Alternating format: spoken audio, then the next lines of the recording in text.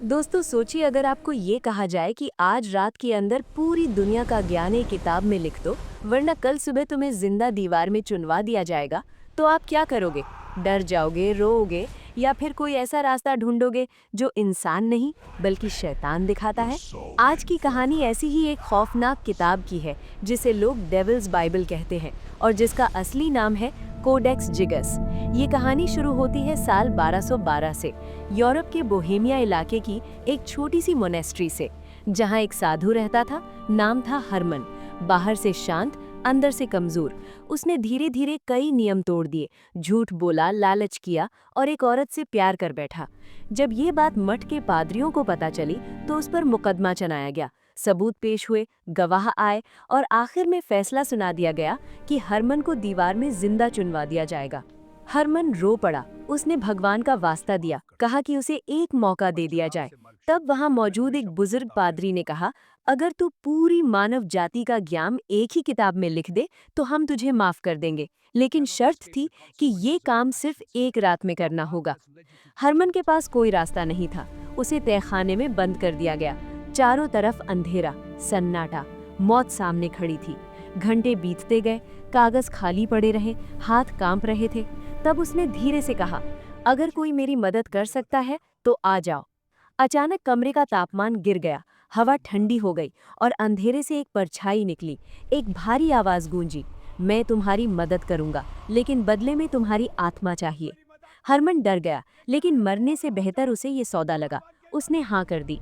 उसके बाद जो हुआ वो इंसानी समझ से बाहर था। सुबह जब दरवाजा खोला गया तो सामने एक विशाल किताब पड़ी थी, करीब 3 फुट लंबी, भारी भरकम, 600 से ज्यादा पन्ने, सुनहरी नीली लाल स्याही और हर अक्षर बिल्कुल परफेक्ट। ऐसा लग रहा था जैसे मशीन से लिखा गया हो। हरमन कमजोर हालत में बाहर निकला, 2 कदम चला और वहीं गिरकर मर गया। उसकी आत्मा शैतान ले चुका था। जब उस किताब को खोला गया तो उसमें विज्ञान, धर्म, जादू, बीमारी, मंत्र सब कुछ लिखा था, लेकिन एक पन्ने पर शैतान की भयानक तस्वीर बनी हुई थी, जिसे देखकर लोग कांप जाते थे। मठ के लोग डर गए। उन्होंने किताब को बंद करके रख दिया, लेकिन उसके बाद वहां अजीब घटनाएं होने लगी। अचानक मौतें, बीमारी, गरीबी, लोग आने बंद हो गए। मठ तबाह हो गया। आखिरकार मजबूरी में उन्होंने किताब बेच दी। साल 1694 में ये किताब राजा रुडोल्फ के पास पहुंची। उसे रहस्यमय चीजों का शौक था। शुरुआत में सब ठीक रहा, लेकिन धीरे धीरे राजा बदलने लगा। वो घंटों किताब घूरता रहता, आवाजें सुनने लगा, नींद उड़ गई, अपने राज्य पर ध्यान देना बंद कर दिया। कुछ सालों में वो पूरी तरह पागल होकर गुमनामी में मर गया। इसके बाद ये किताब स्वीडन की रॉयल लाइब्रेरी में पहुंची। 1683 की एक रात वहां एक बूढ़ा गार्ड लार्स पहरा दे रहा था। रात के 2 बजे उसने पन्ने पलटने की आवाज सुनी, जबकि हवा नहीं चल रही थी। वो धीरे धीरे किताब के पास गया, देखा कि पन्ने खुद ब खुद खुल रहे थे। शैतान की तस्वीर सामने थी। उसकी आंखें उसी पर टिक गईं। वो जैसे हिप्नोटाइज हो गया। अचानक किताब जोर से बंद हुई और उसका सिर उसके बीच में आ गया। सुबह सिर्फ उसका खून मिला। इस घटना को छुपा दिया गया, लेकिन इसके बाद कई गार्ड गायब होने लगे। 1697 में लाइब्रेरी में भीषण आग लगी। हजारों किताबें जल रहीं, लेकिन ये किताब सुरक्षित रही, जैसे आग उसे छू भी नहीं पा रही थी।